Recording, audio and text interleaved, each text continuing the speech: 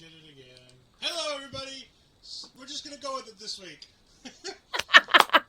Thinking of it's a theme song now. I was ready to go. God, here we go.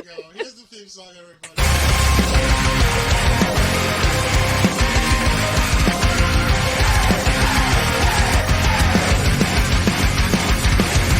Everyone is watching me when I'm coming around.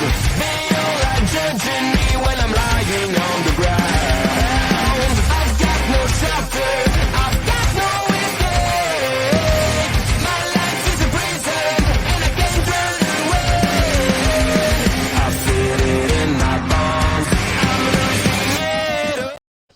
No, You know I'm good. what? 2 weeks in a row, I'm not allowed to touch buttons anymore. There are some people who have a producer for these reasons. We might have to get a producer for taking over. Ed's not allowed to push buttons. Ed doesn't push the loop button when he was supposed to. I am OL'Ed Ed Fries. This is my tag team partner, Astrid Pizarro. And we are here discussing another interesting episode of Taking Over, of NXT. Well, I think it is taking over. We are taking over, and we're coming up to what would be a mini takeover in NXT Roadblock next week. But as the title suggests, Tiffany had another epiphany, and you know what? It was just too good not to use.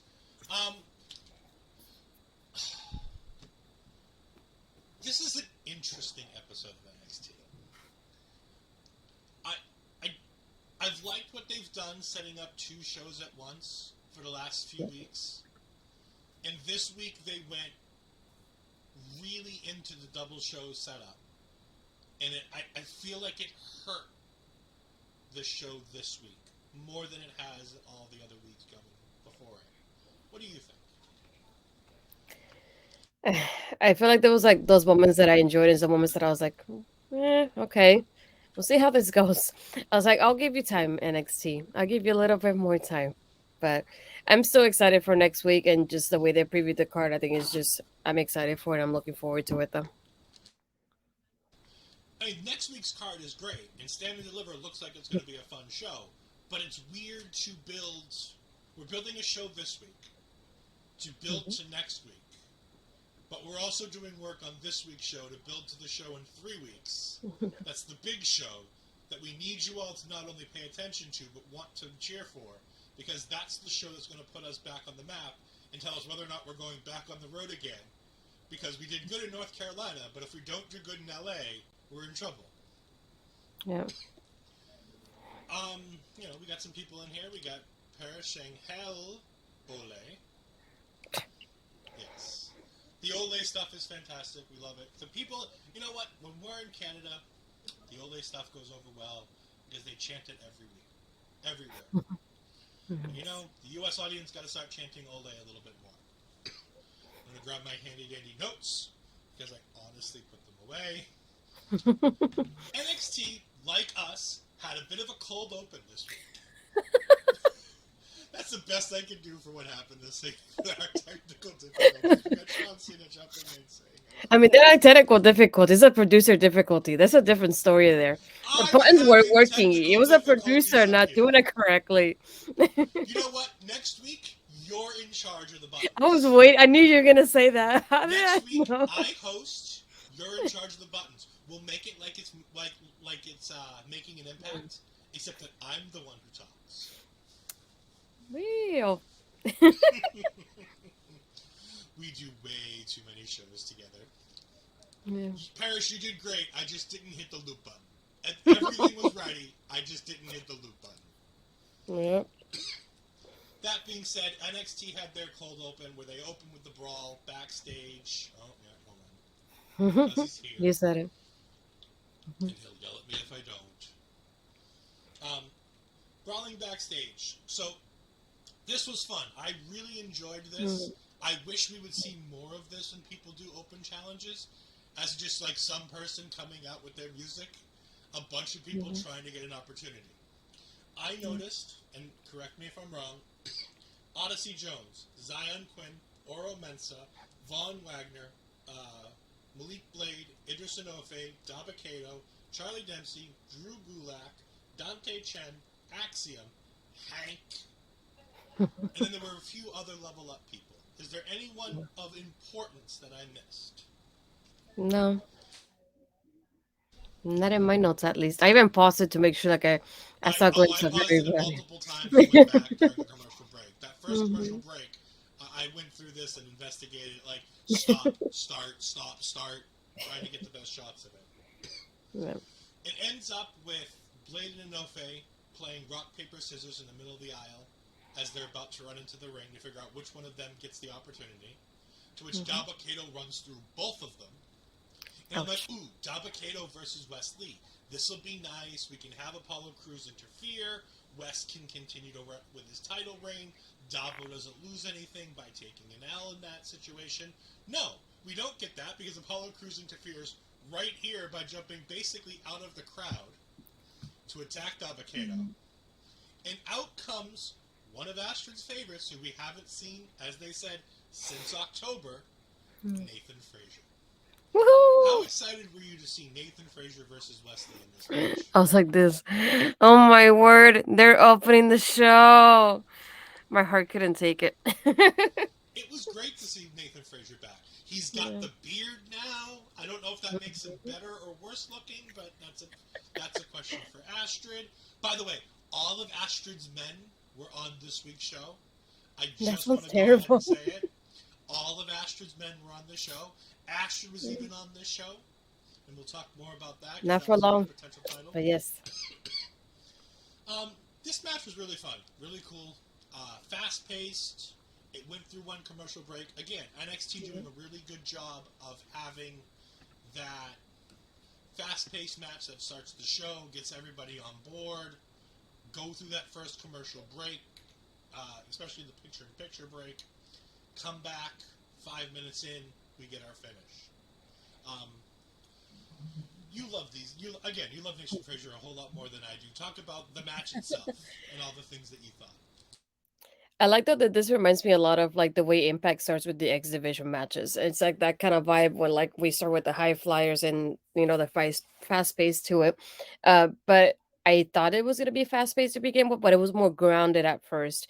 So it's like it took that moment for like that fast pace to come in. I love that spot of like Nathan trying to dive onto Wes and Wes runs away from him, and then when Wes goes to do it, Nathan avoids him as well, and then just like Wes stops him with that kick. I was like, holy crap, that was amazing to watch. Um, but no, and then that part of towards more like the end of the match when he like Nathan's face ends up being on the commentary table. See, then that was pretty. I feel like it was a good opportunity for Wes to pick up the pace there too as well, but great opener. I love the speed they had. I love what they were showing. It was a great, even though we had West retaining, I feel like it was a great way to show off both of them and to show off what they can do and give Nathan like a good warm up as well. Yeah, it's a nice way to bring Nathan Frazier back in. He doesn't have to win his return match. He's still solidly in the position that he's in anyway, so it doesn't make much of a difference. Has a good match. Wesley looks great, and we're pushing Wesley towards his what I think is going to be a multi-man match at Stand and Deliver. I've been good all night, and all of a sudden the coughs come back right before we go on the air. I feel like it's always one. It feels. I don't want to say tradition, but it feels like a tradition at this point with the North American Championship. Kind of having those a lot of matches with multi men, so that's just something kind of like what I'm expecting it to be. And not only that, but like maybe the people, some of them that were there, like in that segment tonight, and say I didn't get my opportunity, like it happened with Axiom Lato and Walker. So something like that, I think will be interesting. Yeah. We then get Dr. J.D. McDonough talking to us about what happens when you have your retina detached from your eye. Um, Yeah. this was fine because it keeps him off the show, but it keeps brewing that match that I assume we're getting at Stand and Deliver. Yeah, they It's didn't supposed announce to it for announce for next week. next week, so Mm-mm. sounds like I thought this was going to be a match for next week. Yeah. I was surprised when I saw the 5 matches that they've chosen for next week, and it seems like that's what they're sticking with. Mm-hmm. It was good. Did you have any thoughts on Dr. JD? I love that. Like, just another thing that I always point out with NXT is like I love that this little promo was done somewhere else too. It wasn't just backstage. It was him showing off like the retina injury as he's talking to Dragonoff about it. What I did love is the one that he said, between your penchant for enduring pain and my love for inflicting it. Like that line, I was like, woof, I love that. And when he said, our battle will be a destructive symphony. So I feel like the way he like talked about it, it like intrigued me. So I'm really excited for it. Are we getting a symphony of destruction? Kudos Vince McMahon at Stand and Deliver. Yeah. Is this going to be one where we're going to have the piano on the outside and Braun Strowman's going to, try to powerbomb Nakamura through a piano? Yeah, we don't have no memory of that. No thanks. It's a non-Vince McMahon program. We won't have the symphony of destruction. Got it. We then get our running theme of the night. And I'm sad that this was our one running theme of the night. We have JBBJ backstage, and Brooks is still freaking out about Kiana, and he's still sad, and everything else is going on. And Josh calls him stupid, and Brooks starts to get all worried. And then he goes, no, all men are stupid when it comes to women. Astrid, as a woman, are all men stupid when it comes to relationships? Oh, yes. I couldn't agree more. When he said that, I was like, thanks. Now, Very see, accurate. This is where women should be more communicative with us so that we know what's going on. So we can, yes, Barry. Terrible sexism. No, Barry. Also, Barry going through the painful thing of having 3 shows on at the same time and trying to figure out what. No, you pick us every time. Well, he picks making an impact every time. He picks watching you every time. Yeah. I'm just here. We then get a great Tyler Bate promo. It was good. It was to the point. And it sets up the main event. Astrid obviously has many thoughts because it's Tyler Bate. Either that or she has no thoughts because she was lost in the fact that it was Tyler Bate. I don't know what he said. I was just looking at him. Yeah, I assumed. We then have Hank, or is he supposed to be called Hank Walker, backstage with Mackenzie Mitchell.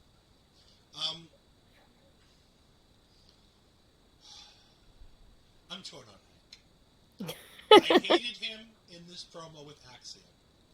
Because it's bad when the little itty-bitty Spanish dude cuts a better promo than the big guy that the company wants to push. Like, let's be honest. Axiom's in a mask because they don't know what to do with A-Kid. Because they think he looks too young, like they did with Tyler Bate way back when. They don't know what to do with him, so put a mask on him. We have Hank. They want Hank to succeed. They want Hank to get over. But I was more interested in all of the fun things to Axiom walking up to the big dude and being like, hey, why'd you kick me? I could have won the title tonight. You weren't going to win the title. I could have. And Hank didn't like being told he wasn't going to win the title, which he wouldn't because, we'll find out later on, he can't even win his match. What are your feelings about Hank so far? It feels like it's one of those stories like I'm like torn about it because I feel like he looks this way on TV, so it makes me wonder. I was like, how much training does he really have? Because I'm just curious about that aspect of him and his background. Because the story is intriguing in a way because we never see anybody like start from scratch in that sense of it, like on screen. But at the same time, maybe you should give him more training before he's on TV. I don't know, but what can I say? I haven't been in a ring, so I can't say much. But it's nice to see that character development with him in him. It just makes me think of, like, for example, we have people like Silrook and Tiffany who just started doing this not too long ago from scratch themselves, and look how much they have grown. And I feel like he hasn't grown as much, and it's like I want to see that growth in him, and then I haven't seen it, but I want to witness it though. Yeah, I agree. I think this match, we'll talk about later, went a long way to making him feel like a bigger deal to me. Yep. We then get the match between Briggs and Jensen, or JBBJ, and Indusher. There's nothing to this match, so I'm just going to go ahead and give the big things. Brooks' timing is all off through the entire match. He's tagging in and out at those times that probably aren't the best. They try to do their slide out double punch thing, and Brooks is nowhere to be found. He slides out way too late after Briggs has already punched. They get into a fight outside. Indushere takes over. 1, 2, 3, end of match. But then, the most important part of this match, and again, one of the things I like and dislike about NXT is that there's always, when you're telling a story with people who aren't in a match together, there's very often one thing to tie the story over. And in this one, it was Jinder Mahal cutting a promo and being like, Indushere is ready for you, Creeds, next week. And I'm like, the hell? That match is next week? Like, how are we just dropping this match next week? We've been building the show for 2 weeks now, and all of a sudden, randomly, Indushere is having a match? By the way, it also, in the course of this show, went from a tag team match to a 6-man tag. And I don't remember it ever changing. Like, it sounded like Jinder was like, Indushere is going to take you out. And then all of a sudden later, the Creeds are like, we need a tag partner. Like, for what? It's a tag match. Why do you need somebody else? It's like Creed, so it's like, obviously you think of like Creed brothers. There's only 2 of you. Like, unless it's a third one we don't know about. So just, Well, I thought it was odd the way... It's the one in the boxing. But I was thinking, that's so strange the way they, I don't know, the timing of it, I guess it was kind of strange. I don't want to say it was, but it just felt that way. Yeah, it was like, it went from like, here, we defeated these 2 guys, so hi, Creeds, we're here. And I'm like, this quickly? What the heck? I feel like it came totally out of nowhere, but at the same time, I did like the storytelling with Brooks in this match. Like you can, I love the part of like, is something that doesn't just affect him like backstage. He takes it to the ring because it's in his mind, so it affects his mindset going into the match. And it's one of those things like, it's once you're in life and things like this happen, you can't really turn it off. It just, you get it all the time. So it's kind of nice to see how that continuity that you get from like being backstage to the ring to being backstage again. So I like that aspect of it. No, what's up? I was saying, you know how hard it is for me to compliment Brooks. Brooks Jensen is one of my least favorite people on this show because I see way too much of myself in Brooks Jensen. He was fantastic tonight. Yeah. He was so good at playing the lovelorn loser who's not even had his girlfriend break up with him. Like, right, that's another thing I thought about. Yeah, he's so off, but it's only because like they're not in sync. And I'm like, this is the kind of thing, like, if she broke up with him, he should be acting like this. So it's really interesting. But again, another thing about NXT, and it's similar to Impact in a way. Everything tells a story. In a match, you might be telling 2 or 3 completely different stories. Like, we're telling the story of Brooks Jensen and Kiana, and JBBJ and Fallon and all that. That whole love square thing. And then you have the match, where they tell the story of the match. And then you have the Creeds and Indushere, all in a 5-minute segment, and you've managed to tell multiple stories and push multiple things along. Yeah. It'd be amazing if the main roster could do similar things and tell multiple stories all at once, wouldn't it? Yeah. And I like that another aspect is like they even pointed out before the match started, said Fallon and Kiana are not at ringside. And they really pointed out to you, is like, if you haven't noticed, they're not here. And I thought that we're going to show them later on in the show itself. And it was interesting to not see them at all on the show either. So it just shows that like that absence is not just with Brooks, but within the show as well. So it's nice to see, that connection there. Yeah, and we got Barry jumping in saying, I really hope Indushere are used right. They have everything a good tag team needs to succeed. They really do. They have the size. They're big, beefy dudes. Which, I know it's a Vince McMahon thing, but there's something about just a big, burly, beefy man throwing people around that's fun to watch as a wrestling fan. For me, that's one of the things I like to watch as a wrestling fan. Like, Hank versus Axiom was fun, because Hank's a bigger dude, and like Axiom will like jump off the ropes and run at him, and he'll just like put a shoulder in him, and Axiom will just fall down and like flop all over the place. Sometimes those things are great. They have Jinder Mahal, which for all of Jinder's faults, and there are some, the company pushing him because he was an Indian, because he has Indian heritage, and pushing him as an Indian character to capitalize on the India market as a world champion. For solely that reason and for nothing else. And then do a bad job telling him as a champion in that respect. Yep. You know the one thing Jinder's always been able to do? Cut a promo. That dude can get in there and cut a promo. And again, I was surprised that we're having this match, but I wasn't disappointed in the quick promo that Jinder cuts to be like, all right, cool. I wasn't expecting this next week, but I'll watch the Indus versus the Creeds again. I'm a whole lot less into it now that I found out who the Creed's tag team partner is. Because, God, that man is a friggin' vacuum of charisma. But I gotta say though, like tonight with the Creeds, that little part backstage showed me more personality that he's done the last few months as champion. Yeah, and that's sad. Right? Saying, that's why I watch Impact and NXT. Nice, simple storytelling, well done in a short show. Isn't it so funny how NXT feels like a short show? How Impact feels like a short show? When they're the same 2-hour show that AEW is. When they're the same 2-hour show that SmackDown is.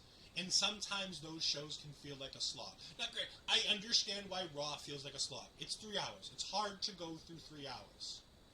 I don't even always go through 3 hours of Raw. I watch it after the fact, and I just fast forward through commercials. But there's something about the storytelling in NXT that just makes it so investing. And they don't, even when they drop something, they don't drop it for the sake of dropping it. There's always a reason. Like Cora Jade is missing. We have no idea where she is, and we don't know why she's not here. But they have her do a simple tweet online being like, y'all don't deserve to see me. And we may never see her at NXT again. Rumors are she's potentially being called up come after WrestleMania, that they think she's ready to go to the main roster. I highly disagree. I don't think she's anywhere near ready for the main roster. I think she needs another year or two in NXT before she's anywhere near the main roster. That being said, Zoe Stark, who's on TV weekly, was on the road this week with the SmackDown crew and got one of the biggest vote of confidences that you can get when Charlotte Flair said she was ready for the main roster. Love it. Yeah, I love seeing little things like that. Everybody should listen. Yeah, I love seeing that though. We have a couple people. If Raquel is ready, Zoe is ready. See, that's the thing. I still think Raquel should come back down and get more time. Zoe's absolutely ready. There's no reason why Zoe can't be on the main roster, with the exception of, I think she's still missing a character. I think she's missing that thing that makes Zoe Stark tick. I think she's still missing that. But in ring, she can hold her own with any of those women, and I don't think that there's any reason not to call her up. But if you're going to call her up, give her something. Find something in her that's going to bring her along. And along that same line, Barry, I agree. I'm not convinced Cora Jade. I mean, I'll be honest. She's ready for NXT. People forget that NXT is developmental. Like, when we talk about people having a bad time in NXT and not being ready for television, we have to remember that this is where talent is supposed to develop. This is where we get people. Like, we have Level Up, but Level Up isn't a developmental show. It's just a place to put talent that they're not ready for television because they haven't worked out who they are and what they're doing. Or your Lash Legend.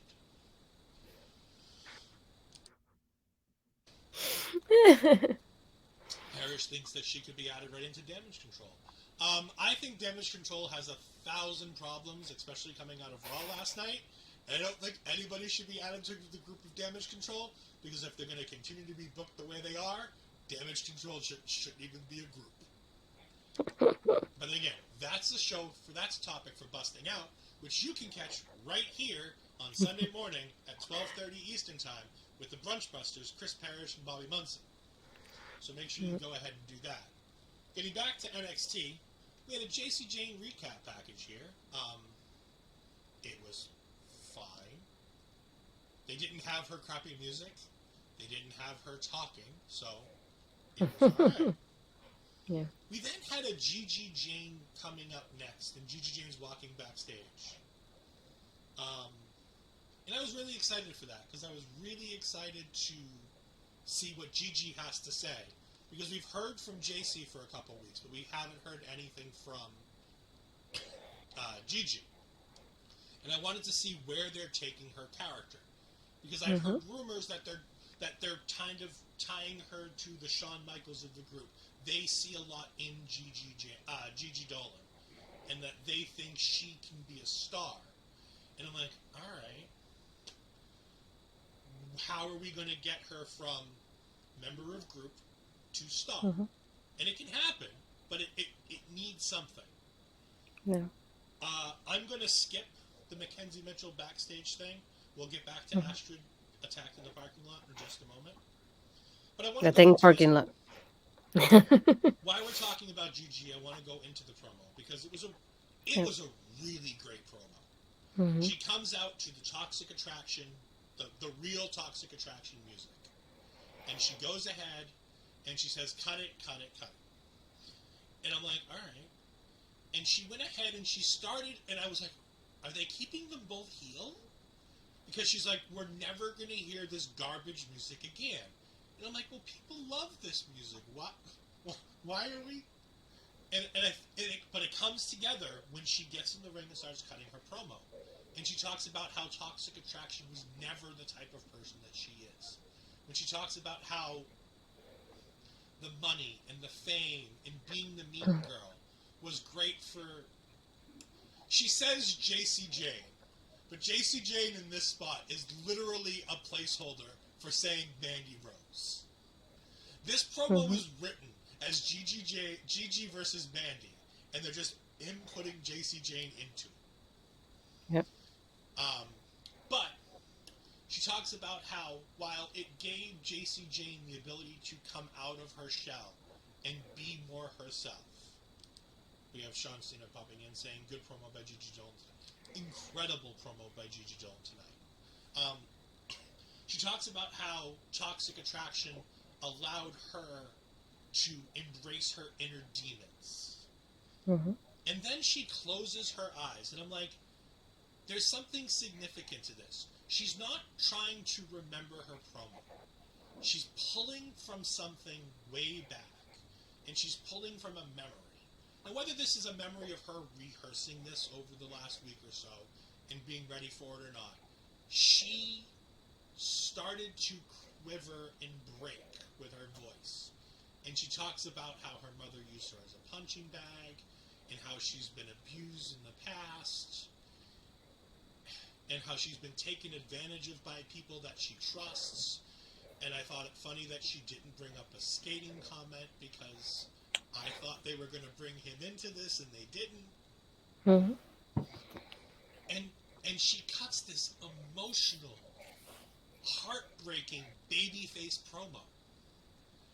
And I was just stunned listening to her just kill it on the mic. Like, she was doing fantastic. For all the talk that me and Astrid have had back and forth about who's the better promo, Gigi or JC, this is the litmus test of, I don't think JC can cut this promo. I don't think she's capable yet of cutting a promo like this. This felt real. This felt... We use it all the time here. It felt authentic to the character that she's going to be playing going forward.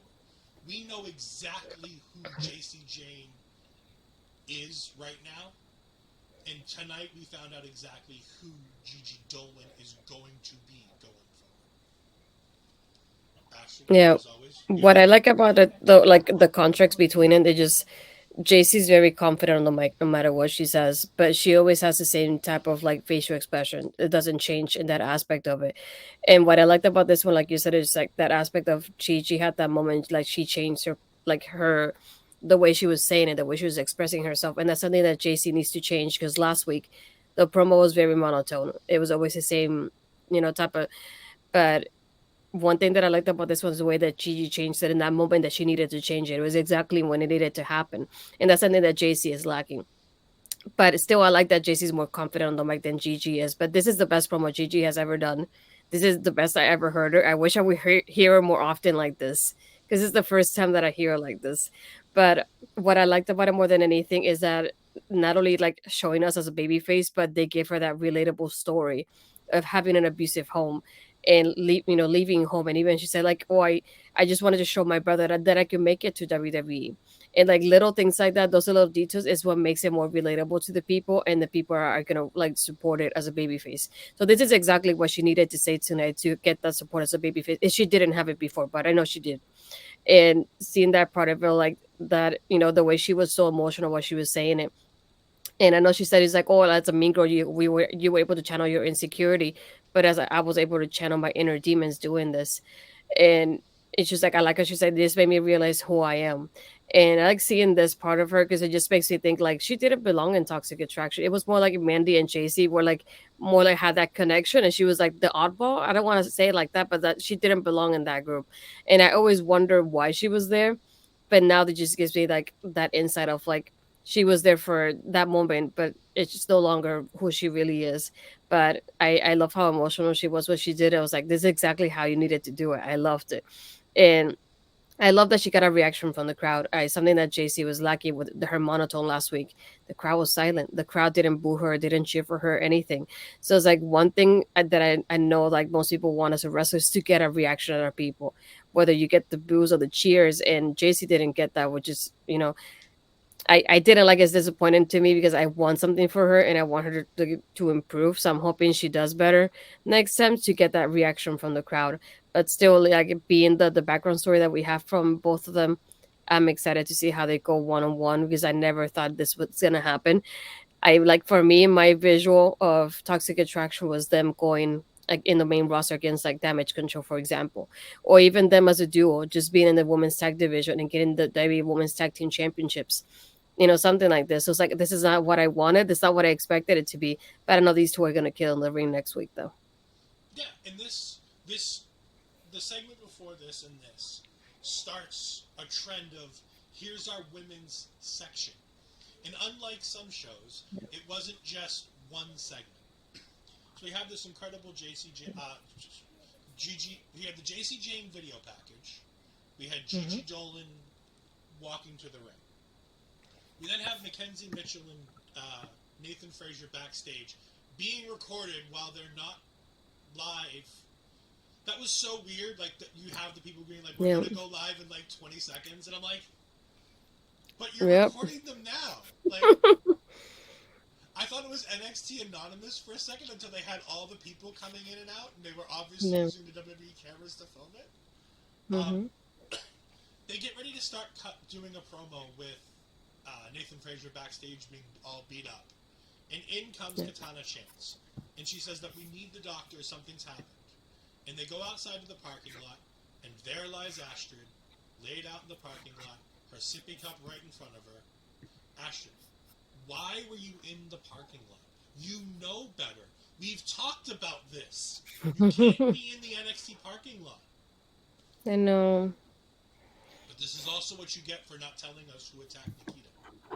For telling everybody that you know who attacked Nikita, but you're not going to say, this is what you get. Paris says that she was out there showing off a car. My car's not that nice to show off, but sure. Oh, it was a race car bet. That's what Paris was saying. It's a race car bet. It was fine. I mean, and then we get... So we get that. We get the Gigi Dolan promo, which was fantastic. We come back, and it's Chase U. The students. No, we got the part with Tiffany, though. She had her Epiphany right there. Here too? Yeah. Okay, I didn't have that in my notes. I didn't have it here. I thought it happened after. Yeah. No, we have the update on Tiffany. The update later. The update comes after the Miko match. Okay. So we have Chase U students talking to Duke Hudson. Yeah. Tia Hale walks in. And I think it's really interesting to point out that he apologizes to Tia for all the things he said about her. But she's like, I'm sure Mr. Chase will accept your apology too. And he goes, no, I didn't want to apologize for that. This place is a joke. And Andre Chase is 2 feet away, and he's like, did you say something to... I love that he like the way he pointed it out though. He said he's like, I'm not gonna apologize for the charity comment about the university. Like, I apologize about what happened to you, but not about the other part. Then I was like, "Ooh!" It just, it was I just hate spicy. it. I just hate it when you have people that are like standing right. Like, what was Andre Chase doing that he couldn't overhear this blatant conversation? They weren't whispering. Like, they're not No. sitting here going, oh, "I'm sorry, Tia, I shouldn't have said that." Like, he's talking at full volume, and Duke's a big dude. Full volume for Duke is going to be pretty loud, No. and just nothing. Andre Chase starts his thing talking about factions in the wrestling world, Mm-hmm. and Joe Gacy somehow hacks a television that's not attached to the. Like, I love this crap. It's so funny. It's like this is the best and worst. Like, in my mind, it's worst and worst of professional wrestling. Some of this like sketchy, weird crap is just so fun to me. Mm-hmm. But like, it also irks me that he couldn't understand that hear what Duke Hudson was saying, because it's not Yeah. convenient for the story for him to know yet. The Schism cuts a promo. They talk about how Thea saw what greatness can be with the Schism, and that's why she's scared, because she's scared of the greatness. Ava cuts another really, really good promo. Yes, I loved it. I love the part she says, "What a life!" She saw what a life can be under our shade, and I was like, "Chef's kiss." That was beautiful, Eva. Yeah. I love her part. She's doing fantastic. 4 roots, 1 tree. The Schism. You follow the Schism's lifestyle. You follow their ways. Everything's going to be better. Just remember, it's 4 roots, 1 tree. But no. And then Chase, Andre Chase gets obviously very angry and animated, and he calls out Joe Gacy for a match at Roadblock. And I'm like, you've got 7 matches coming for the next 2 or 3 weeks. How did this match make the Roadblock card? Very, Yeah. very confused. Your thoughts on the fact that we're seeing Joe Gacy versus Andre Chase next week? Yeah, I was not expecting it to happen that quickly though, but I was like, that'll be interesting, especially with the way they show the graphic with Duke in the corner there too. So let's see what happens next. But I think that part of the TV made me laugh because it's like it would have been funny if the TV was unplugged for a moment. That would have Yeah. been so funny to see if it was. I would have loved to see that. But no, it's like to me, Ava's the one that really stood out to me in this promo with her lines there too and how confident she looked. So I loved it. I loved how it happened. And again, me hating to say things about people, hating to say good things about people that I don't want to praise. Thea Hale is doing such a good job acting like she's scared in all of this. Mm-hmm. Like, it's overacting to the extreme, but it's perfect for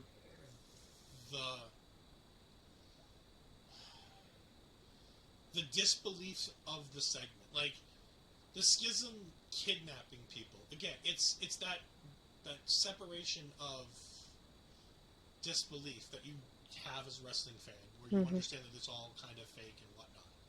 So the overacting of Thea Hale feels good and feels fun in this moment. And sadly, Wait, is this fake? I didn't know. I'm kidding. wrestling isn't fake. Wrestling is predetermined.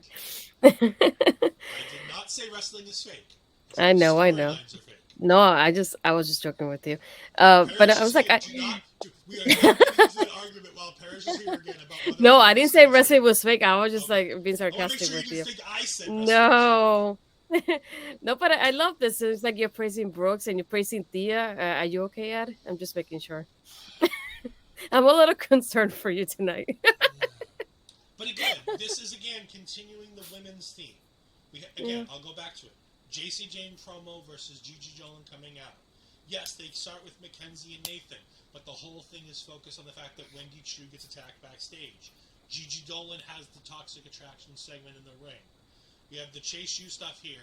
Yes, it's setting up a match between Andre Chase and Joe Gacy, but the focus of all of this is Thea and Ava. Mm-hmm. And then we get Miko Satomura versus Zoe Stark. And this, had it not been for the main event, probably would have been the best match of the night. Like, I'll go out and say it. This was a really, really good match. I was thoroughly impressed. And again, This is what Zoe Stark can do with an ultra. We've talked about how bad some of the things that Zoe Stark does, and how some of her matches don't feel like she's the veteran that she seems to be. Mm-hmm. In this match with Miko, and maybe it's Miko being the final boss and being that 30+ year veteran that she is, but it felt like Zoe Stark was every bit as capable of having this fantastic match with Miko as it was Miko just having another fantastic match. Yeah, and I like how, I don't know if it was me, but it's that there was nothing really that stood out to me, but that's not in a bad way. Like nothing more like, whoa, that's amazing. But like still they had a great match and it was entertaining. Like I couldn't stop watching them. But there's something that I went like, oh, that I like that spot. Let me take a note of it. Like nothing like that really happened for me, but I enjoyed it though. I hope that makes sense. And I felt like kind of torn about it in that way. I feel the same way. I didn't take any notes in this match because I was just enthralled by watching the match. I watched the wrestling. No, it wasn't a spot fest because that's not who Miko Satomura is. Mm-hmm. You have to. That's the biggest thing about a Miko Satomura match is you're not going to take a lot of notes if you're just taking down this was a great spot and this was really cool. You're not going to get a lot of those in a Miko Satomura match. She's a very technical, old school, strong style Japanese female wrestler. But her in there with Booker T not being able to pronounce her last name, and having Roxanne on commentary, and having Zoe Stark in there having the match of, essentially the match of her life. To the point where when she gets pinned after have the scorpion kick hit on her, she's smiling. Did you catch that little glimpse? Yeah, there's a little glimpse. I caught it in the replay of Zoe Stark. As she's being pinned, you can just see this big beaming whites of her teeth as she's smiling from ear to ear as the referee counts 3. It's like, I just wrestled Mako. Holy crap. To think about it, to put it in perspective, Miko Satomura was the one name that Sasha Banks gave when she went to train in Japan that she wanted to wrestle if they ever come to WWE. And they've never been in the same place at the same time since. And I think it's hysterical that now that Miko's here and having matches with people, Sasha's elsewhere, working in Japan. It's just fun. Barry says, I'd love to see Miko get a title match on Raw or SmackDown. She'd bring something different.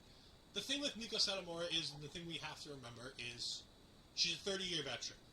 She's not here to have the great in-ring matches. She's here to be a teacher. Triple H has given her a contract to say she can finish out her in-ring career whenever she wants. She can wrestle as much as she wants. She can wrestle as little as she wants. She's here to be a coach for NXT UK. Now that NXT UK is closed, she's come to the NXT proper, and she's only going to be here as long as NXT Europe isn't up and running. As soon as NXT Europe is up and running, she's headed back overseas to help run NXT Europe, and she's going to be a coach because that's what the rest of her contract is that she's essentially you can call her a player coach. She's somebody who's going to be wrestling every now and then, but for the most part, her main job is to train the future. And if she's the one training the future NXT European talent, we're in good shape with the NXT Europe talent. Oh, yes. But again, another great women's segment. We come back, we have an update on Wendy backstage, but Tiffany interrupts and says, here's the update. Wendy's out indefinitely and to stay out of the NXT parking lot. There's a Tiffany Epiphany. It was definitely the Tiffany Epiphany. God, I want to hate her. I mean, she made my Nikita Lyons look bad last week, and I want to hate her. God, she was really funny in this. I like that it's convenient. Like I know she says in this part about it, like Katana and Kaden being there. She said conveniently you weren't there for Nikita, but you were here just in time to see Wendy. But I think it's also funny when you think about like last week, she's the one looking at Nikita as like, you're gonna be gone for a year. Bye bye, toodles. And then now this time when Wendy, she's like, she's gonna be out indefinitely. So she's like, well, I'm like, what if she's taking them out? That's Like what she's Aiden Carter and Katana Chance yeah, did and last week. I like I know it's probably not her because she would like definitely say it out loud just like the way Zoe would. But I think it would be interesting because she's the one telling them you're gonna be out indefinitely. Oh, you're gonna be out for a year. Like she's determining how long they're gonna be out for when she says it to them. I was like, that's interesting. But yeah, just like I wish I would have done something similar to Nikita that they have footage of this one to show us so we can kind of compare a little bit. But either We way, might get that in a week or two because it we'll took a see. few weeks to get the Nikita one where we went ahead and did that. Hmm. God, I really hope they don't because that took me forever to get all the names written down when they did it the last time. I watched it on Um, YouTube in slow speed. I also want to say about this segment, it's easier to hate Tiffany last week when she's alongside my Nikita. It's a whole lot easier to like her this week when she's going against Casey Squared. No, not you. Going against Casey Squared. Um, it's a whole lot more easily likable when she's going after two people who I think are vaguely boring and um, somewhat annoying. I'm hell bent on this point. It's not going to be anybody who's a current heel on the roster. Whoever's Yeah. doing this is going to be a catalyst for a babyface turning heel. Yeah. And I also think of like that aspect that we never get anything from like NXT Anonymous, and something that I mentioned it in my NXT reviews too. We had the NXT Anonymous like Twitter account showing videos or whatever, but we haven't gone to like really what the person's looking to do. Of like we get like, oh, this is what happened during this show, this is what happened during this live event, but we really don't have like a clear purpose for NXT Anonymous, whether it's good or bad. So it's like I think that's pretty interesting. That well, I wonder if there's a connection for that later on too. I just think NXT Anonymous is another GTV. And for those of you who weren't watching during the Attitude Era, GTV was this backstage using security camera footage um, thing where they would catch wrestlers in unfortunate circumstances. One of my favorite ones is Vince peeing in the bathroom, and Jonathan Coachman coming to tell him something while he's at the urinal, and how Vince spins to talk to him while he's still using the restroom, and he pees on Jonathan Coachman. Um, it is what it is.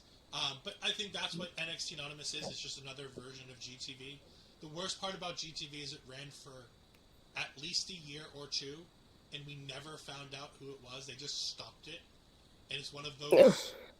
It's one of the worst untold stories. Like they never had an end for it. They never knew what they wanted it to be, so they just stopped it and never told us.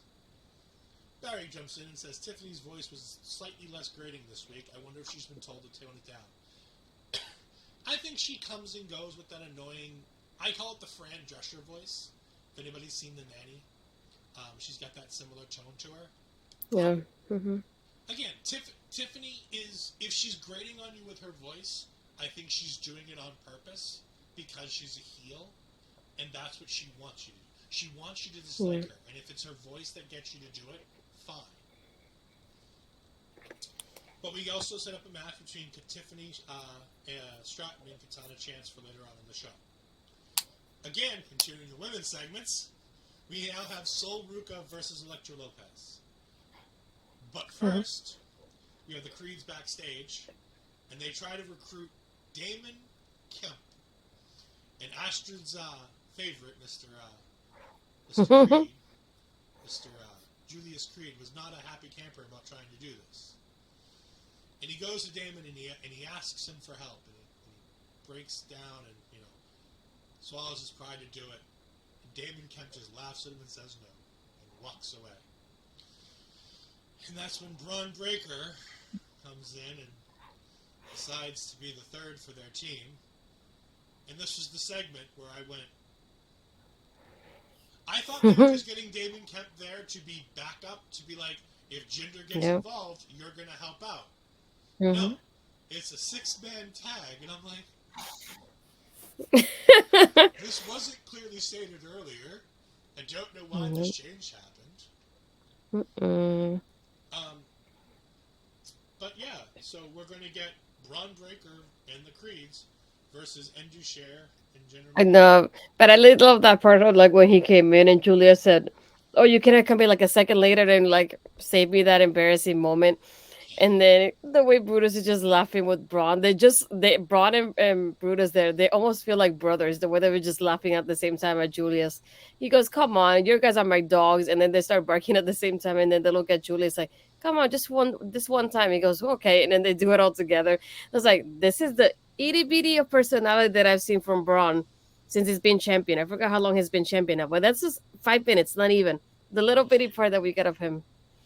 He won the title in the Raw after WrestleMania. So imagine a year, and the personality we got was 5 minutes today. Yeah, Amazing. it's bad. We then get the match between Elektra and Sol Ruca with Valentina Feroz ringside. Astrid, you're our expert in women's wrestling. Tell us how wonderfully fine this match was and give us all of the wonderful things that happened, because I thought it was pretty bad. Yeah, there was nothing that really it stood out in this one. It was more than anything the part with Valentina, because before during the entrance we get that Valentina's with Elektra, and I thought, well, we haven't really seen any progress on this. For it feels like a little bit now. Maybe it's me, um, but I like that aspect of like we had a moment during the match when Elektra just pushes Soul, and I'm like, this is the most you've done in this match. Just push her out, so to stop her momentum. I was like, really? And it's like it made me feel bad for Elektra at the same time because I keep thinking there's somebody like Soul who just started recently. I feel like she has catapulted more than Elektra has the past couple of months. So I felt really bad for her in that moment. But more than anything, the storytelling came within the last couple minutes, like the last part of this match towards the finish there. Because Elektra is looking for her brass knuckles and she notices that Valentina has them. And she tells Valentina, "Oh, give him to me, give him to me." And Valentina's like, "No, like if you're going to win it, like you win it clean." And this is the moment that we have Soul do the soul snatcher, and then she wins the match. And then I think it was Booker on commentary. He goes, "I told you guys, stay out of those corners." But I like how Valentina like stood up for herself during this and told her like, "No, we're gonna do it the clean way. There's no breast knuckles involved in here." But I thought maybe we could have had Valentina kind of join in Elektra in this like Latina kind of stable, and then this happened. So I'm just confused. Yeah, I'm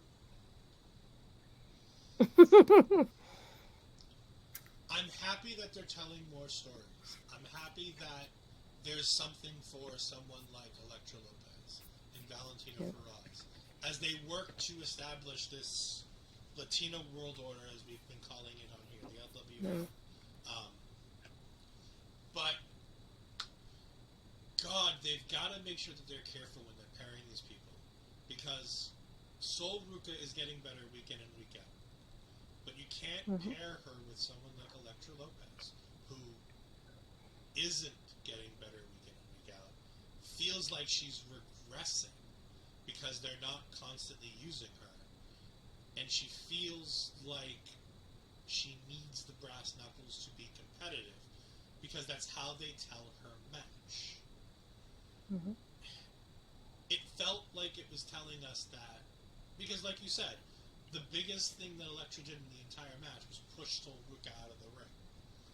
And that's not good if you're trying to make her a big deal.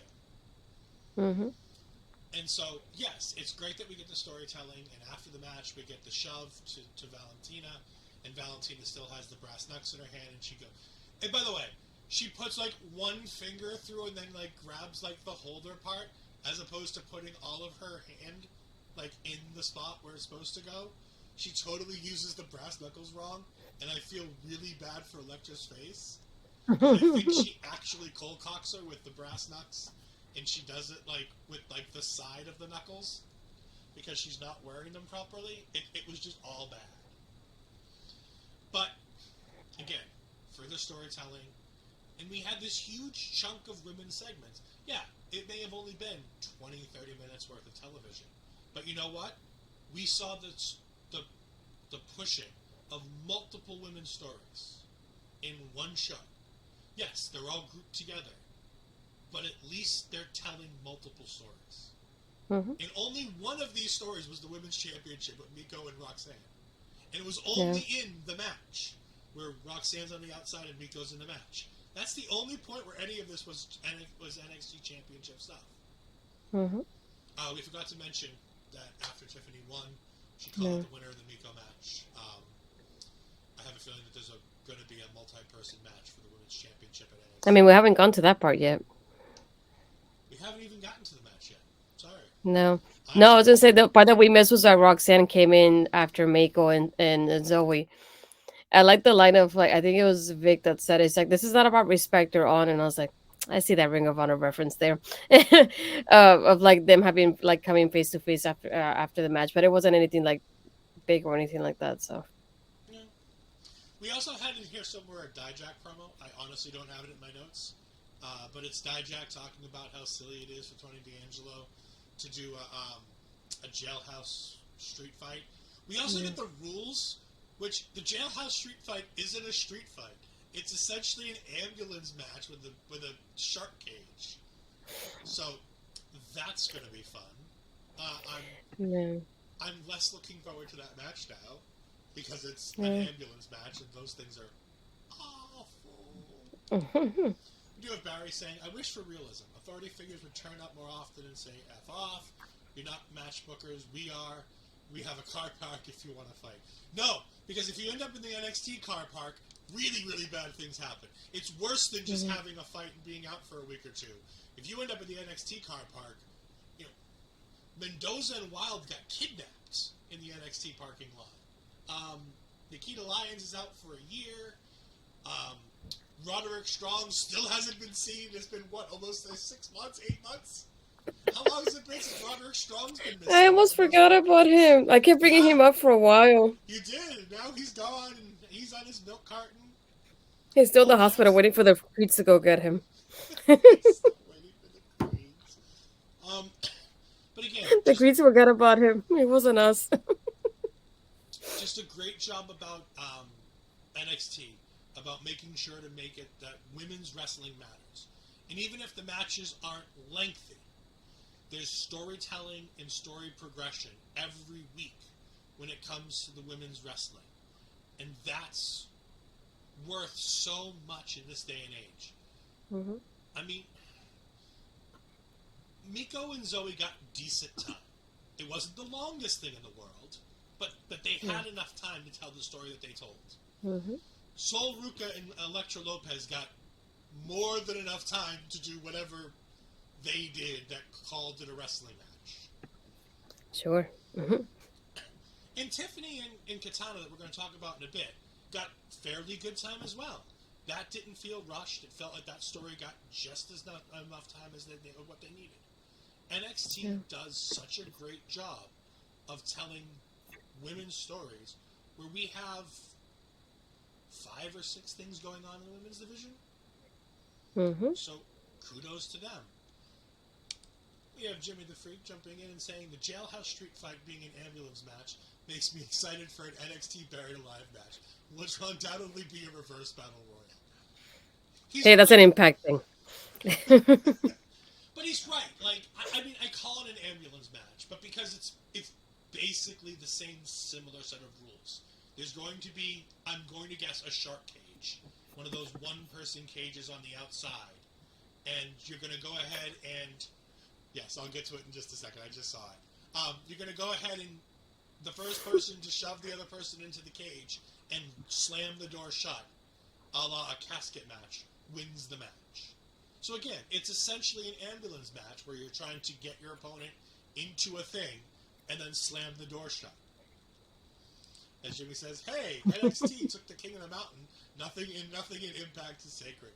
You know what? NXT took the King of the Mountain and took Battle Royal and took the Championship Scramble and threw them all together and was like, here. And I'll be honest, it wasn't that bad. The Iron Survivor was way better than it had any right to be. They were just terrible explaining it, though. Yes, the explanations are awful. The matches are actually pretty good.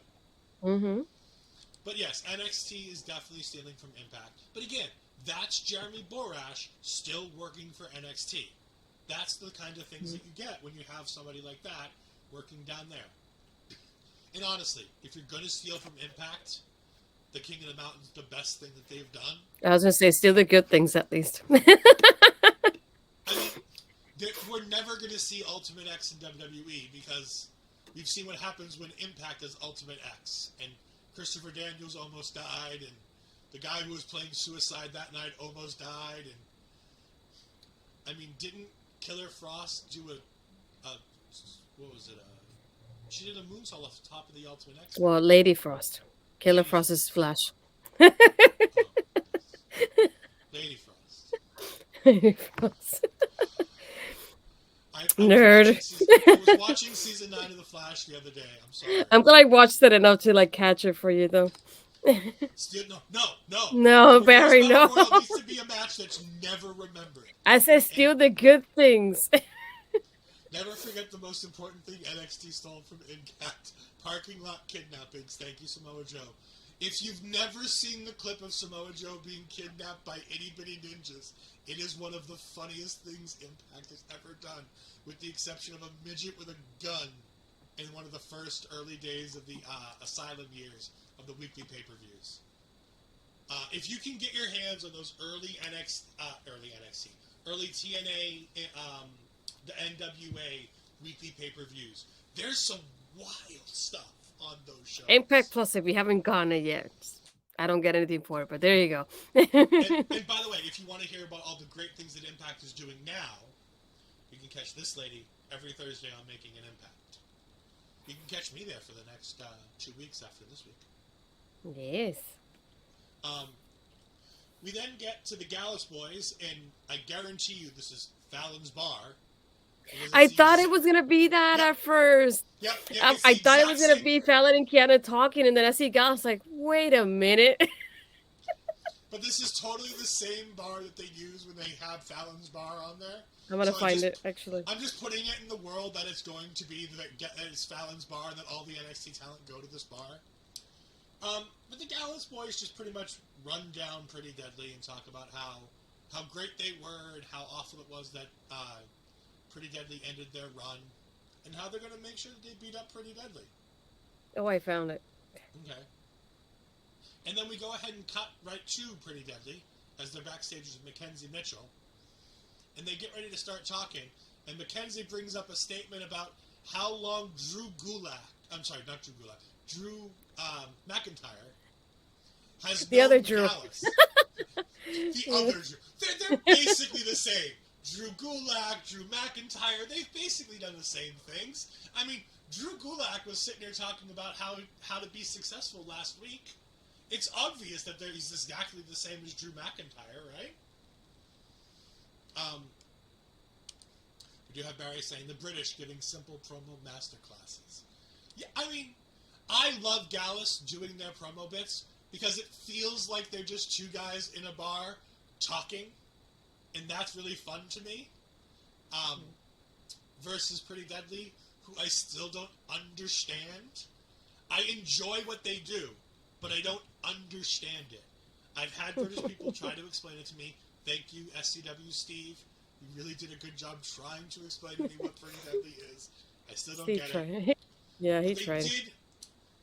They did make fun of Scotland. So, for all of our Scottish fans, probably should skip the Pretty Deadly segment. They talked about how silly people are from Scotland. Scotland, England, it's about the same as I said in the end of your show. It's not.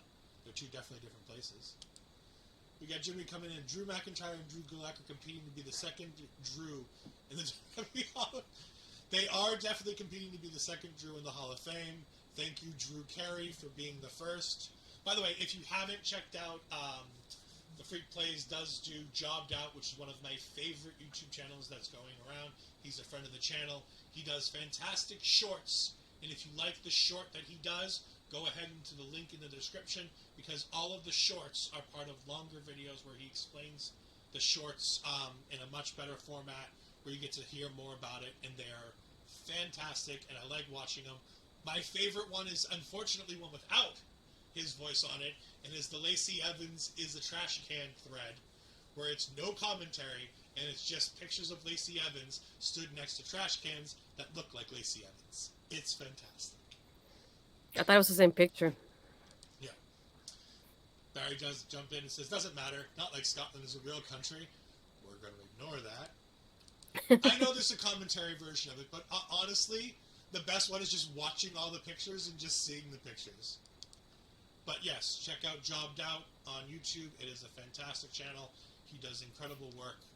Please go ahead and give him a subscribe over there. Speaking of subscribes, Astrid, our own Astrid, got to 100 subscribers for her birthday momentarily before YouTube decided to backtrack that. Are we back to 100 yet? No, 96. Okay. But we were at Almost 100. there. There is photographic proof that we were at 100. So congratulations on your YouTube channel. And if you haven't seen it, go ahead to Astrid Pizarro's YouTube channel and go ahead and check out the latest one where we have Astrid talking to Ashley Vega, one of the UK talents, and she's doing a fantastic job with her latest episode of Astrid Asks. That even got retweeted by Joe Hendry. So you know Yes, how great it he was. believes in me too. Like I believe in him. See? We all believe in Joe Hendry, and now Joe Hendry believes in Astrid. She got a retweet from him this week. She was on Impact this week. She's making all the big news. And I'm being Ring of Honor on Thursday too. There you go. We then get the aforementioned Tiffany Stratton versus Katana Chance match that I talked Kiana. about earlier. Yeah, Katana, Kiana. There's too many Ks. Yeah.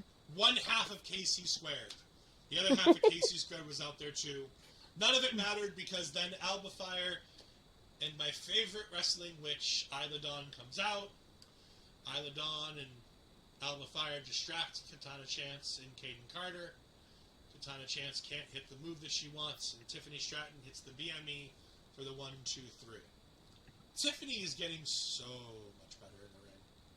I mean, she missed the BME and she hit her on the knees. But if you're gonna miss the BME, I'd rather you miss it low than high, because at least this way she didn't concuss Katana Chance. So if you're gonna miss, you might as well miss down. I mean, she still landed flush. She just landed flush about 3 inches, 2 feet further south than they wanted her to. Yep. What did you think of this match? Again, you are our ladies wrestling, correspondent for. I was gonna say, please don't call me expert. Please don't. You are No. an expert. No, let's not go there. You write for Women's Wrestling Talk. You host Astrid Asks, where you talk to all these fantastic female wrestlers and wrestling commentators. You are a women's wrestling expert. You have a show called Ladies Wrestling Showcase. You are an expert.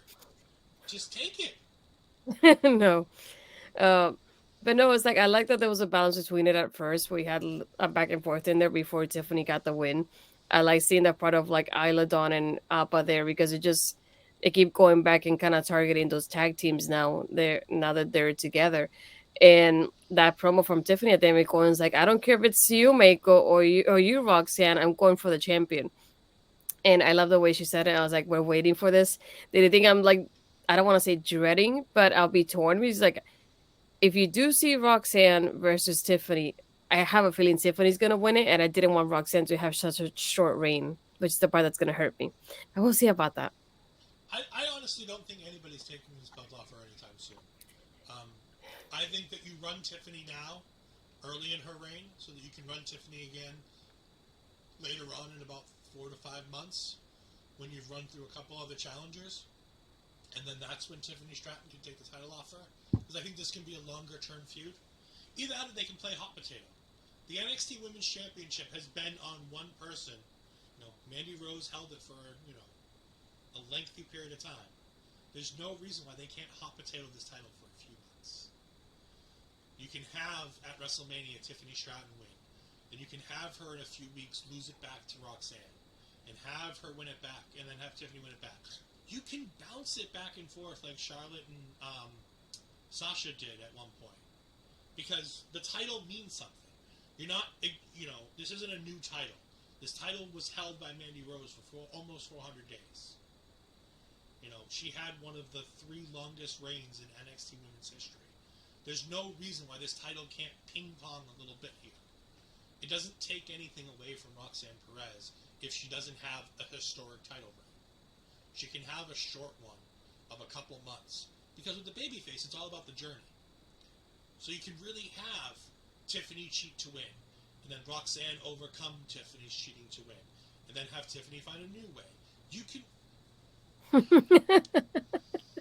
You know what? I will not stand for disrespect of the Queen. Charlotte Flair is the greatest women's wrestler in the world today. Nothing to say, Astrid? No, I'm Charlotte not falling Flair for that. is the greatest women's wrestler in the world today.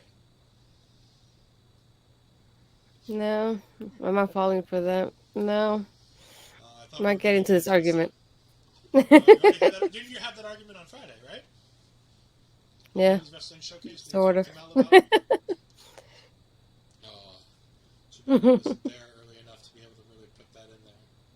We then have JBBJ again, kind of closing out their section of the show, where Josh tells him that him and Fallon need to get their shit together because they're the two people that mean the most to him in his life, and they need to get back on the same page.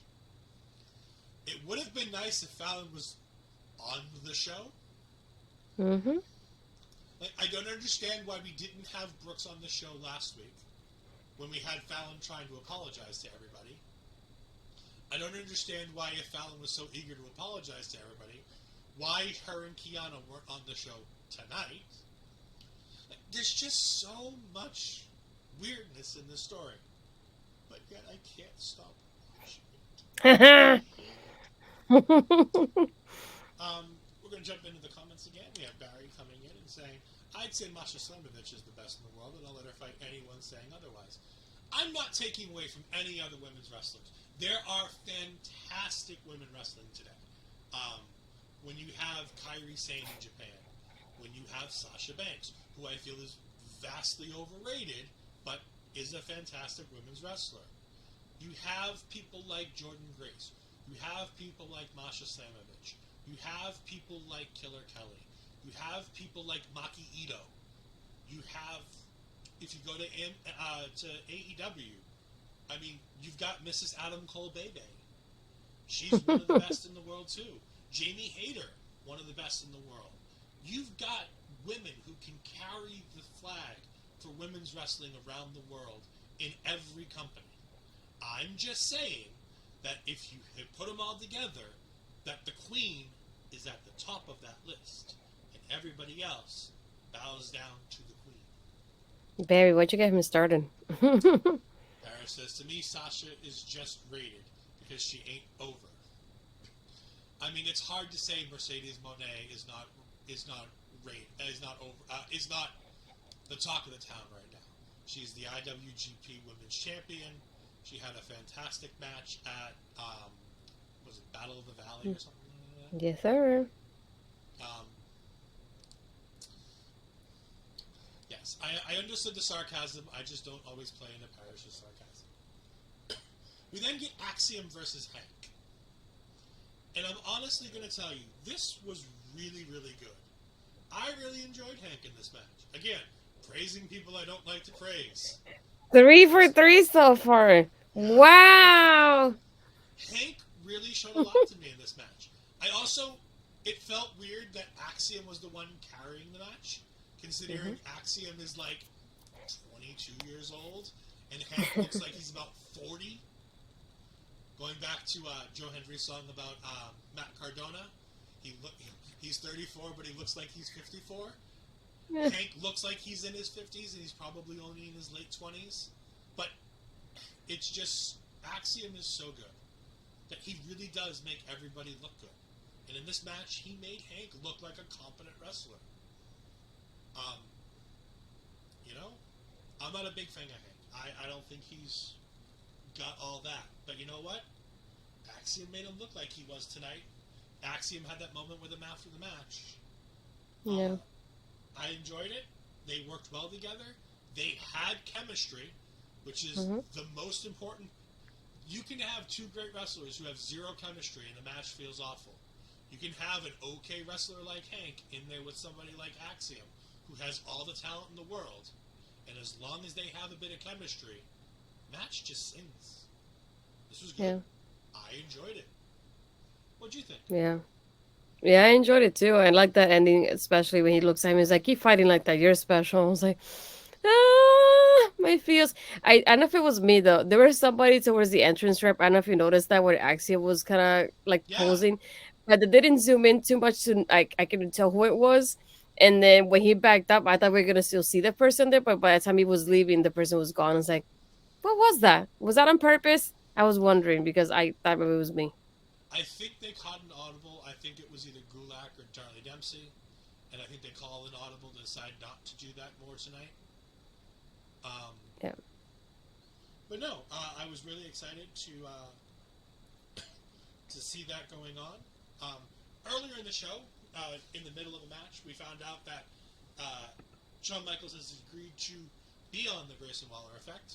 So we had Grayson Waller in his pool, cutting a promo a la Mandy Rose, talking about how excited he is that HBK is going to be on the show, but wondering which HBK we're going to get.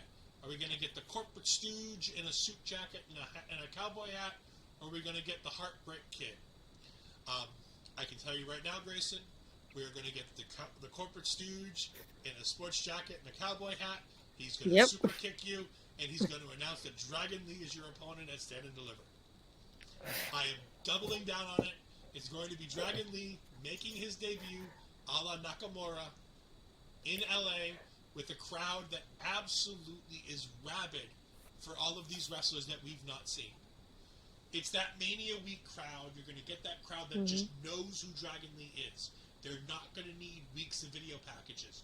They're not going to need to see him in the ring between now and then. They can just say, Dragon Lee, and everybody's going to know who he is. I didn't think about that. Oof, I love it. And by the way, those two should be able to put on a banger of a match. That's Stand and Deliver. By the way, that Stand and Deliver card is looking like it's 8 matches long.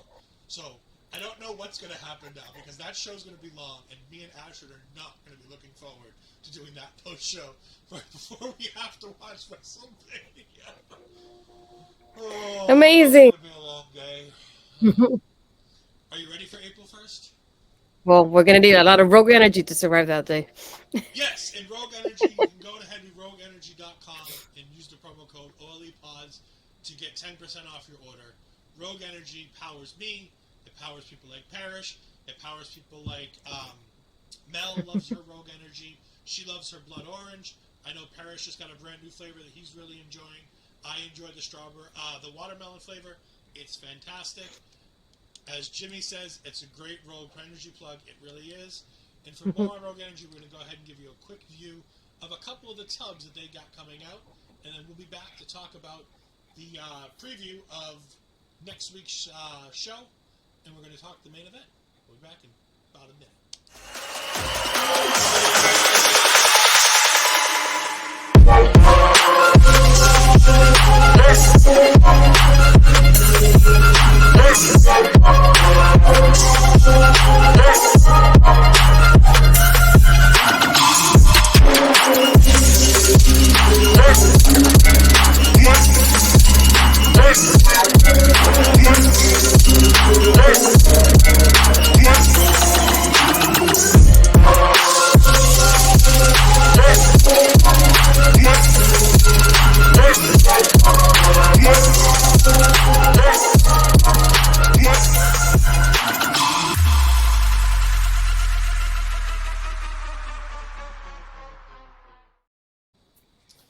Yeah, so you can go to rogueenergy.com and use the promo code OLEPODS to get 10% off your order. They have a great starter set. If you don't know what you want, you go ahead and pick a couple flavors.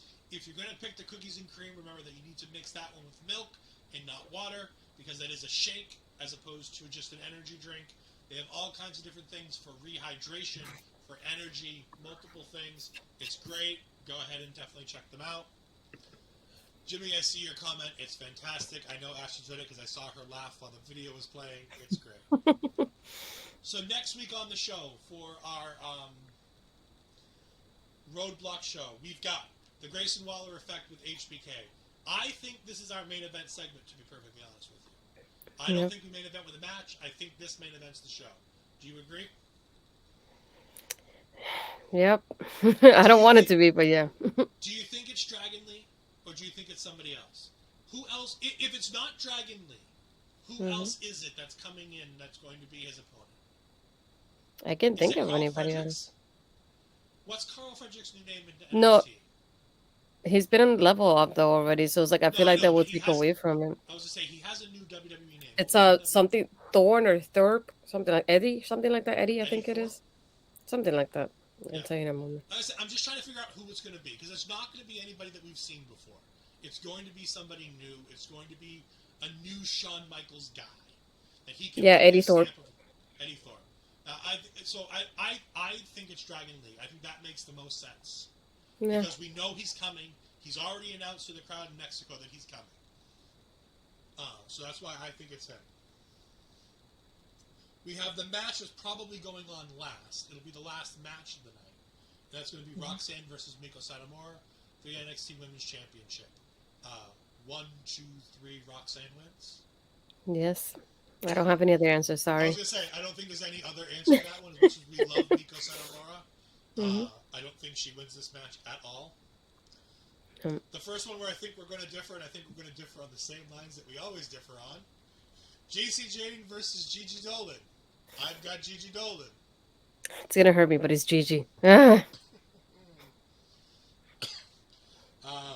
We have Andre Chase versus Joe Gacy. Gacy.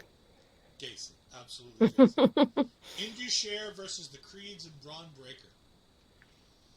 Well, the champ was on the other side.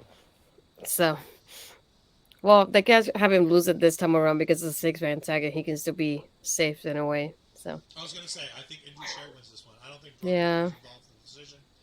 I think Braun Breaker gets pulled away by Carmelo Hayes or Trick Williams, and that leads to a 3-on-2. My opinion. Yeah. The Creeds need this one, though, so... I don't know. I can't cheer for Braun Breaker. Indie Share. And lastly, Donovan Dijak versus Tony D'Angelo in a jailhouse street fight. Give me Dijak. I don't know. Well, I feel like he needs a win though, so I'll go with Dijak.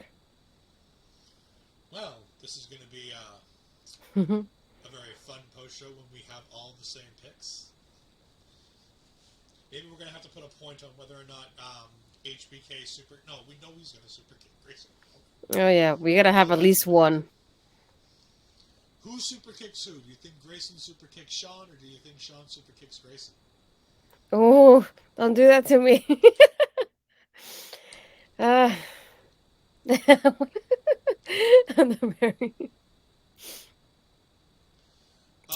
think you're talking about this is this the street fight or is this the Indusher versus the Creeds match, Barry? I just want to know.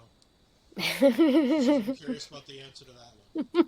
Speaking of main events, we had our main event tonight, which was the match that could have main evented the show next week. And I really hope that they run this back right after Carmelo Hayes wins the NXT Championship at Stand and Deliver. Tyler Bate versus Carmelo Hayes. Ashton, take it away. Can I though? I think I'm dead at the moment. These two together. Like I tweeted it out and I was like, I'm so happy. I get Nathan and Wes starting the show and then Carmelo and Tyler closing it. Chef's kiss. This was so beautifully done. I can't even pinpoint what happened because I was just like this. I couldn't take any notes about it. All I could say was that Trick was helping Carmelo because there's nothing new to that part.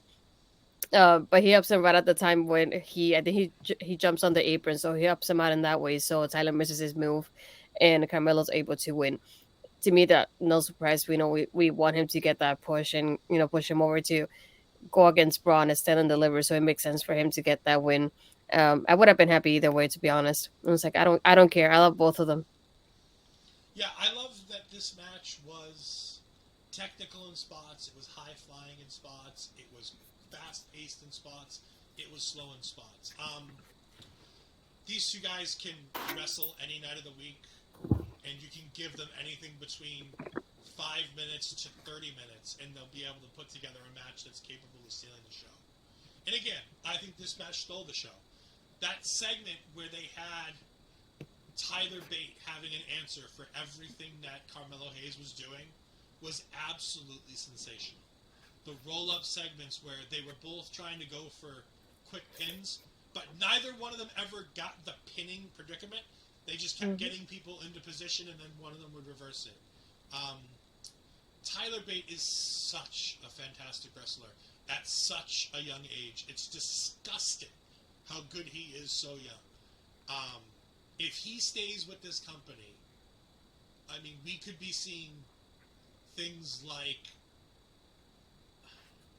Austin Theory versus Tyler Bate in 5 years at WrestleMania. We could be seeing Tyler Bate versus Cody Rhodes. We could be seeing Roman Reigns versus Carmelo Hayes. We could be seeing Trick Mello versus the Usos. Trick Mello versus the New Day. There are so many great talents in the company right now that there's just no stopping how good things can be. And if they run this back as his first post-feud, where Tyler was like, I was this close to beating you, and Trick was the difference, and they decided to run it back, 3 weeks after Stand and Deliver, I'm all for it. Give them 30 minutes and let them go. Like, they did this in 10 or 15, and it could have easily gone another 20. Yeah. It didn't feel rushed, but at the same time, there's a better match between them if they won it. But it was a good TV main event. Yeah. As Barry says, good wrestling match, nicely done. Only issue is I didn't really care who won. I mean, that's not necessarily a bad thing. That's the problem with Carmelo Hayes right now, is that he's in a position where, as long as he's against Braun Breaker, he's your babyface. Otherwise, you have to book him as a heel. And it's tough to do that, but he's pulling it off. But for those fans who don't have the same emotional investment in him that I have, or that you have, he's a bit... I don't want to say he's playing, because he's absolutely not. But I don't think he garners the casual fans or the new fans respect. It takes a bit to really understand what you have in Carmelo Hayes. And he doesn't just jump off the page as, I want him to win everything, he's the best. I think the title run he had with that North American Championship made him who he is. And it made the character what it is. And it's got to pay off with a championship win at Stand and Deliver. And if it doesn't, they just need to move him to the main roster and let him be. Because if they're not going to put the title on him at Stand and Deliver, they just need to move him up. Barry jumps in with, when he had the title, I was more invested in his matches. Yeah, I can see that. I think title matches are a lot more back and forth with him. I think he's a big match performer. Like, he had a great match tonight, but most of his television matches, we know he's going to win. Versus when he's defending that title, you just never know when they're going to decide to pull the trigger on somebody, pulling off the upset win on him. Ash, do you have any more thoughts on the main event? No, I just hope they do it again sometime. Yeah, that'd be great. We got all kinds of wonderful things coming up this week on OLE. We've got Busting Out again, like I said, on this Sunday. Ash has got all the stuff that she's going to talk about in just a moment. All kinds of fantastic stuff. Please go ahead and check out OLE Podcasts. And you can do that by going to Twitter and Instagram at OLE Podcasts. On Twitch here at twitch.com/ourlocalestablishment. On YouTube at youtube.com/ourlocalestablishment. And you can always email us with questions, concerns, ideas for shows, ideas for guests, people you want to see on these shows talking to people like us at OLEpodcast@gmail.com. You can find Astrid Pizarro at these locations that she's going to talk about right now. This location. You can mostly find me on my Twitter Astrid Pizarro. I'll be here again doing Taking Over with Ed. Will be, I think, my last one until I go on my trip. So I won't be here for a whole week. That's gonna be pretty odd to me. But then I have Making an Impact with Cody. That'll be also the last one I do before my trip as well. And then I have Ed filling it for me for 2 weeks. That's gonna feel amazing. I'm leaving my show in your hands, just letting you know. Yeah, but this Do you Friday think though, that's a good idea? I don't know. Maybe I'll regret it later. We'll see. This Friday, though, 6 p.m., if you go on my YouTube channel in the OLE one, we're going to have Killer Cuts. It's an episode, or a new show that Bobby and I have talking about horror movies. So we're going to be talking about Scream and Scream 6 coming up. So that'll be interesting. So if you're a horror fan or if you love Scream, I recommend you watch it. We talk about our theories and backstories of the franchise. Aside from that, you can find me doing my NXT review on Women's Wrestling Talk on the weekends. But yeah, just there's a couple of things coming up this month, so we'll see how that goes. And good night, Barry. It is too bloody late for you. Thank you. 4:45. Thank you for tuning in as always. We greatly appreciate it. So thank you again for stopping by and giving us your comments, because we love to have the back and forth with people. Because just because we see something one way doesn't mean somebody else can't see it another way. And especially coming from somebody like Barry, who watches Impact on a weekly basis, but doesn't necessarily watch the WWE product on a weekly basis, and has started to really seemingly enjoy watching NXT.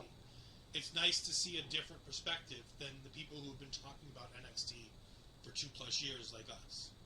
You can find me on Twitter at EdFries12584. You can find me on Twitch at EdFries2002. WWE 2K23 comes out very soon. As long as my tax money comes in time, fingers crossed, we're going to go ahead and have 2K on launch day. We're going to go ahead and start some GM mode, as I'm still waiting for details to make sure the GM mode is worth buying, and the 2K23 is worth buying. Astrid, should I get it pre-ordered so that I can make sure I get Bad Bunny? I was gonna say, I hope you get Bad Bunny in there. Well, if I can pre-order it ahead of time, I can go ahead and get my Bad Bunny pre-order. Otherwise, I won't be able to. Yes. But yeah, we got all kinds of fun stuff going on, all kinds of great people that are part of the OL'Ed Podcasting Network, and just friends of the channel. So again, make sure you check out Jobbed Out. Make sure you check out Astrid Pizarro, and she does all her things. I forgot to realize when I kept saying that I was going to fill in for you for 2 weeks on Making an Impact, that meant I was going to have to find somebody for taking over. So you're like, I'm not going to be on Taking Over. I'm like... Well, unless you do another solo show, you're great at those. I mean, they go quickly, and I stay on topic pretty well. I know, surprisingly. For me, OL'Ed. For her, Astrid Pizarro. This has been Taking Over. Let's see if I can push buttons right. Goodbye!